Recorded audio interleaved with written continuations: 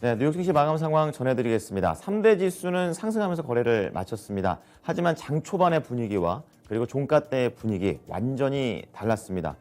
자, 우선 종가 보실 텐데요. 다우 지수가 0.2%, 좀 상대적으로 좀 덜 회복을 한 것이고요. 이날 S&P 500이 1.5, 그리고 나스닥 지수 3.3%나 올라갔습니다. 많이 회복을 한 건데요. 이제 그만큼 최근에 가장 많이 밀렸었던 그런 종목들에게 확실하게 전쟁에 대한 우려가 줄어들면서 저가 매수세가 들어온 것으로 시장에서는 분석을 했습니다.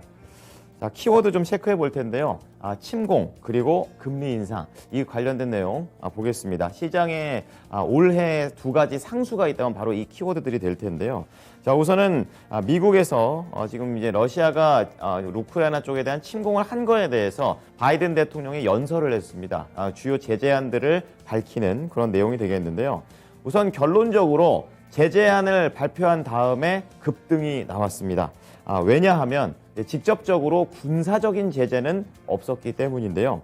주요 제재안들 보면 우선은 은행들 추가로 더 제재할 은행들 숫자를 늘렸고요. 그리고 앞으로에 대한 먹거리, 반도체 수출과 관련해서도 통제를 하고 그리고 달러와 엔과 관련된 거래를 제한하고 러시아 군과 관련된 자금을 차단한다. 자, 이런 내용이었습니다. 시장 평가가 중요한데요. 별 효과 없다 이런 내용입니다. 대부분 이제 기존에도 러시아에 대해서 제재했던 부분들이 있었었는데 여기에서 약간 더 범위를 넓혔다 정도. 그러니까 말로 떠든 걸로 보면은 굉장히 큰일 날 것 같지만 실제로 움직였던 부분에 대해서는 그닥 그렇게 큰 실익은 없다라는 관점이고요. 우선 그렇다고 해서 뭐 군사적인 움직임이 아예 없는 건 아니었습니다. 우선 독일 쪽의 파병 계획에 대해서 밝혔는데 그렇다고 뭐 직접적인 도움을 위해서 우크라이나 안쪽에다 파병하는 것은 전혀 아니다라고 얘기를 했던 부분이 시장에서는 안심을 하게 만들었던 그런 내용이었습니다. 결국에는 총 대신에 미국은 돈을 선택을 한 것이었고 시장의 우려가 워낙에 컸었기 때문에 이 우려 대비해서는 확실하게 우려가 떨어지는 그런 제재안 속에서 이날 시장은 급반등에 성공을 했습니다. 자, 두 번째 상수가 바로 또 금리가 되겠는데요. 10년물 금리 간밤에 또 우크라이나 사태 때문에 급등락을 했었습니다. 하지만 이제 오늘 볼 것은 이제 3월 인상과 관련된 부분과 관련해서 시장에서 여러 해석들이 나왔는데요. 다 모아보면 결론은 이겁니다. 예정대로 올린다. 그리고 이번 침공과 관련해서는 경제 연착륙을 하려는 여러 이 글로벌 은행들의 그런 노력에 약간 방해 요소가 될 수 있다 정도로 정리를 해볼 수가 있겠는데요. 이제 실제로 이제 여는 총재들의 발언들도 계속 이어지고 있습니다. 대표적인 매파 위원인 클리브랜드 여는 총재 역시 이번 침공이 금리 인상에 대한 속도를 어떻게 빠르게 할지 느리게 할지 고려될 만한 사항이다라고 얘기를 했고요. 리치먼드와 샌프란시스코 여는 총재 이쪽은 약간 비둘기 쪽에 가까운 그런 사람들인데 근본적인 금리 인상 기조는 계속 지속되어야 된다라고 얘기를 했습니다. 기존 내용하고 동일한 흐름이겠고요.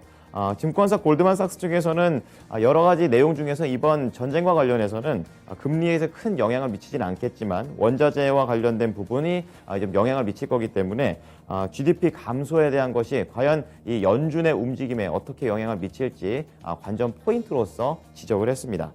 자, 다음은 섹터와 업종별 흐름 체크해 보겠습니다.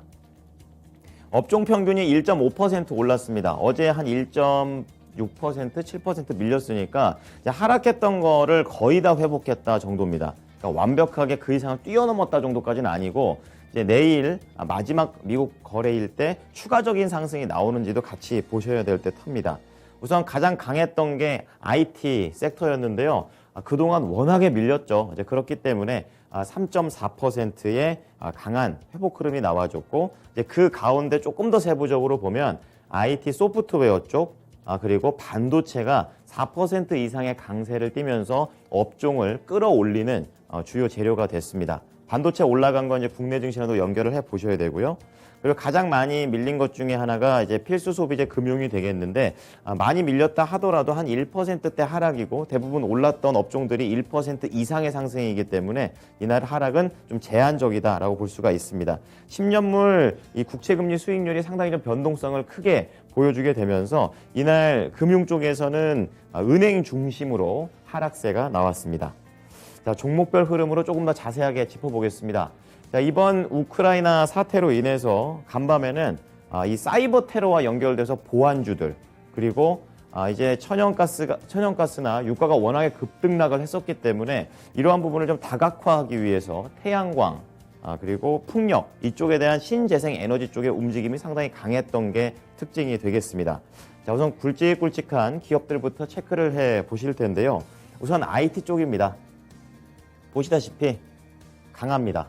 예, 애플이 한 1.6% 오른 건데 이게 제일 덜 오른 거고요. 나머지 뭐 마이크로소프트가 무려 5%, 구글 4%, 그리고 메타 플랫폼스 4.6%, 아마존도 4.5%. 그러니까 그야말로 이제 실적이 계속 견고했었기 때문에 시장의 그런 부담감 속에서 계속 눌려왔었던 겁니다. 그만큼 강하게 튀어 올랐다라고 보시면 되겠습니다. 이렇게 주요 대형 IT들이 강하게 올라오면서 이날 시장의 반등에 이런 투자 심리를 회복시켜주는 그런 역할을 이 종목들이 해냈습니다.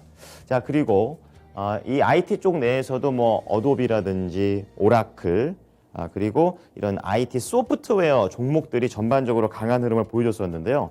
이제 러시아 제재가 좀 커지면 이런 IT 소프트웨어 업체들도 여러 곳에서 글로벌적으로 쓰이기 때문에 여기서 악재가 될 수 있었습니다. 하지만 제재가 약했죠. 이제 그렇게 되면서 종목들이 전반적으로 다 올랐습니다.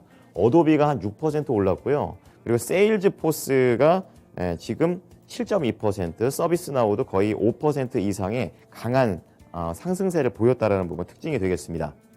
자, 그리고 필라델피아 반도체 지수 이번 한 주 동안 하루는 월요일날 휴장을 했었고 이틀 연속으로 빠진 다음에 간밤에는 강하게 올라갔습니다. 하락했던 부분을 상당히 메꿔내는 그런 반도체 지수의 흐름이었었습니다. 이제 그렇기 때문에 종목들도 당연히 잘 가겠죠. 장비 쪽도 좋았고 그리고 비메모리, 메모리 전반적으로 오르는 그런 내용이 나왔습니다. 마이크론 테크놀로지의 상승세가 상당히 셌었다는 거 오늘 국내 시장과도 함께 보시기 바랍니다. 자, 밑으로 보면은 이제는 금융주 쪽 체크해 보겠는데요. 부진한 쪽입니다. 자, 아무래도 10년물 국채 금리가 장중에 1.8%까지 내려갔습니다. 최근에 2% 넘겼던 거 기억하십니까? 굉장히 많이 내려왔던 거고 지금 시간 외의 흐름을 보게 되면 1.9까지는 회복이 되어 있습니다. 하지만 이렇게 많이 밀렸다라는 것이 은행주한테 직접적인 타격을 미쳤습니다. JP모건 체이스, 뱅크 오브 아메리카, 웰스파고 거의 다 2% 중후반에 상당히 깊은 하락세가 나와줬습니다. 자, 그리고 헬스케어 쪽에서는 거의 뭐 이렇게 위아래가 싹 갈려버리는 이런 모습이 나왔는데요. 어떤 게 올랐냐? 진단키트가 올랐습니다. 아무래도 글로벌 시장 흐름 자체가 마스크를 좀 벗는 그런 흐름이 되겠고 그리고 자가진단에 대한 움직임이 커지게 되면서 지금 뭐 서머피셔라든지 다나허 이런 진단과 관련된 키트들이 좀 강세를 띄었습니다. 2에서 3% 올라갔고요. 자, 마지막으로 리오프닝만 보겠습니다. 여기도 약간은 갈렸기 때문에 이제 내일 또 이런 부분들이 추가적으로 상승이 나오는 건지 좀 더 체크를 해 봐야겠습니다. 국내 시장에서도 리오프닝과 관련된 종목들이 계속 같이 움직이기 때문에 연결해 보셔야 될 듯한데요. 대표적으로 항공과 선박 쪽에서는 올랐고 그리고 여행과 카지노는 하락했습니다. 이제 그만큼 이제 운송과 관련된 부분은 올랐지만 놀거리는 하락했다라는 부분으로 정리해 보시면 되겠습니다.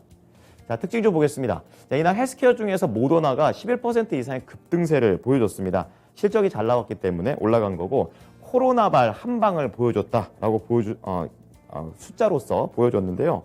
매출이 72억 달러, 전년 대비해서 무려 12배, 12배나 급증을 했습니다. 그리고 순이익은 49억 달러가 되었는데요. 백신 시장에서 이제 화이자한테 밀려가지고 그동안 모더나가 계속 이렇게 좀 밀려 내려왔었습니다. 하지만 시장 판단으로는 이번에 좀 수익을 많이 그동안 또 벌었었기 때문에 화이자하고 좀 경쟁을 할 수 있는 이런 컨텐츠도 만들었다는 부분에서 긍정적으로 봤습니다. 14% 올랐네요. 154달러에 거래를 마쳤고요. 다음은 여행 예약과 관련해서 부킹홀딩스 보겠습니다. 안 좋았죠? 실적이 잘 나왔음에도 불구하고 안 좋았습니다. 7.2% 장중에 양봉으로 전환을 했었다라는 부분 그나마 조금 위안이 되고 있는데요.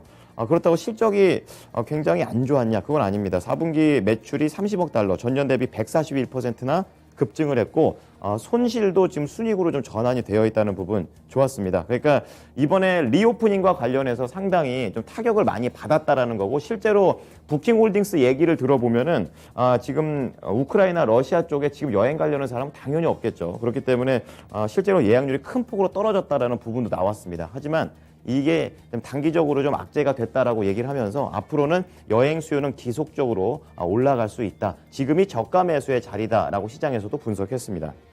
자, 유럽 증시 보겠습니다. 크게 한 번 흔들렸습니다. 아무래도 이때는 바이든 대통령의 이런 제재안이 나오지 않았었기 때문에 더 흔들렸던 건데요. 독일 지금 3.9% 다른 증시들에 비해서 많이 흔들렸죠. 러시아하고 직접적인 영향이 있기 때문에 그렇고요. 프랑스 CAC 지수 3.8 그리고 영국도 3.8. 확실히 말보다는 행동이 나오게 되면서 유럽에서도 또 직접적으로 좀 타격이 될 수 있는 근접 지역이기 때문에 여기에 대한 걱정이 굉장히 크게 나왔다라고 보시면 되겠고 특히 독일하고 프랑스 같은 경우에는 장중에 거의 한 5% 이상 밀리면서 시장의 우려를 키우기도 했습니다. 자, 마지막으로 상품 시장 체크하겠습니다.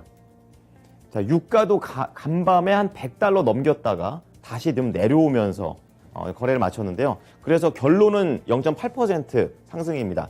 $92에 거래를 마쳤는데 지금 브렌트 유가지 해서 장중에 $100 한번 넘었습니다. 그만큼 변동성이 굉장히 컸었다라고 볼 수가 있겠고요. 그리고 구리 가격은 달러 상승 때문에 혼자 조정을 받습니다. 다른 비철금속 시장에서는 다 올랐고요. 0.3% 하락했고 안전자산인 금감 올해 1월 이후 최고치를 기록했습니다. 이것도 더 올라갔었는데 약간 내려온 걸로 보시면 되겠고요. 마지막으로 국채 수익률 한번 크게 출렁이었습니다. 장중에 1.9에서 1.85까지 1.8% 초반까지 내려갔다가 그나마 좀 회복했고 포인트로 베이시스 포인트로 보면 11 베이시스 포인트나 떨어졌습니다. 평소에 한 0.4, 0.3 이렇게 말씀드렸는데 10일이면 굉장히 크게 움직였다고 볼 수 있겠고 지금은 1.9까지는 회복되어 있습니다. 자, 미국 현지 연결해 보겠습니다. SH인베스트먼트 김선영 연구원입니다. 연구원님 안녕하십니까?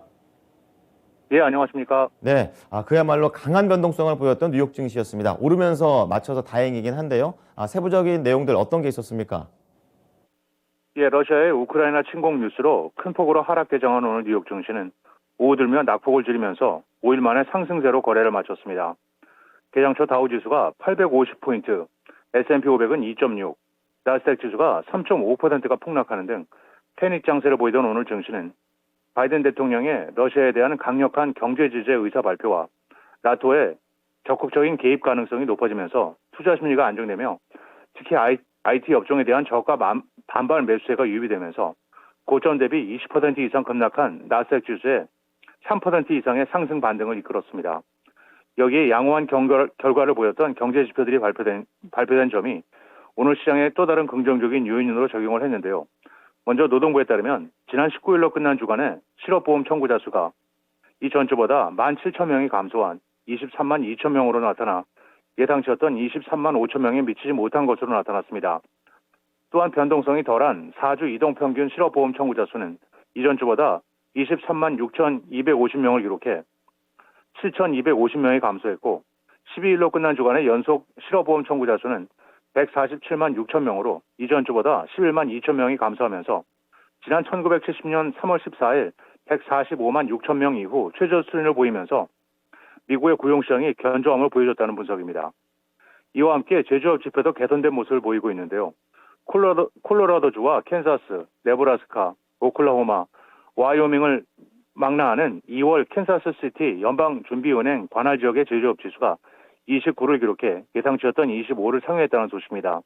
이 지수는 생산, 신규 수주, 고용, 공급자 배달 시간, 원자재 그리고 재고 지수 등을 합산해 평균한 수치로 제로 이상이면 업황이 확장세를 보인다는 의미로 해석이 되는데요. 향후 6개월간 전망을 보여주는 합성 기대 지수는 38을 기록해 전달에 37보다 소폭 상승했고 제조업 활동 지수는 31을 기록하며 전달에 20보다 대폭 개선됐습니다. 이와 함께 시카고 연방은행이 발표한 1월 전미 활동 지수 역시 0.69를 기록하면서 전달에 0.07 대비 반등하며 4개월 연속 플러스 상황을 보여주고 있는데요. 이 지수는 85개 경제 지표를 가중 평균에서 산출되며 1월 중 생산, 고용, 실업과 소비, 판매 등 네 영역이 모두 긍정적으로 반등하면서 지수 전반을 끌어올렸다고 전문가들은 분석을 하고 있습니다. 러시아의 우크라이나 침공으로 경기 침체와 물가 상승이 합쳐지는 이른바 스태그플레이션 우려가 커지고 있습니다. 러시아가 석유, 천연 가스를 공급하고 양국이 밀, 옥수수 등도 대량으로 공급하기 때문인데요. 국제 유가가 오늘 장중 배럴당 $100를 넘어서고 5월 인도분 밀 가격은 5.7% 급등하고 하루 최대 변동폭을 넘어 9년 만에 최고치를 기록했으며 옥수수 가격 역시 장중 4% 넘게 급등했었는데요. 전문가들은 과거의 빠른 회복을 인용하면서 지정학적 위험이 크지는 않다고 보면서도 양국 간의 정쟁이 스태그플레이션의 가능성은 높이고 있다고 지적하고 있습니다. 증권사 RBC 캐피탈은 원자재 대형 판매처인 러시아의 역할을 고려한다면 이번 위기의 경제적 영향은 석유를 넘어 현재의 글로벌 인플레이션 역학을 더욱 악화시킬 수 있다면서 러시아와 우크라이나를 합치면 세계 밀 수출의 25%를 차지하고 우크라이나는 특히 옥수수 수출의 13%를 차지하면서 이번 갈등으로 인한 식품 가격 인플레이션 위험이 심각해 보인다고 지적했으며 증권사 코메르스방크는 러시아가 석유나 가스 선적을 줄여 예상되는 광범위한 서방의 제재에 보복할 수 있다면서 러시아에 대한 제재가 러시아의 은행의 결제나 거래, 러시아 석유와 가스 배송을 보장하는 보험에 영향을 미칠 경우에는 공급 중단을 배제할 수 없다고 우려하고 있습니다. 자, 다음은 종목 소식으로 넘어가 보겠습니다. 이제 리오프닝과 관련된 부분 이제 약간 글로벌적인 흐름이 되고 있는데요. 우선 대표적으로 싱가포르 항공 쪽에서 실적을 발표했습니다. 어떻게 나왔습니까?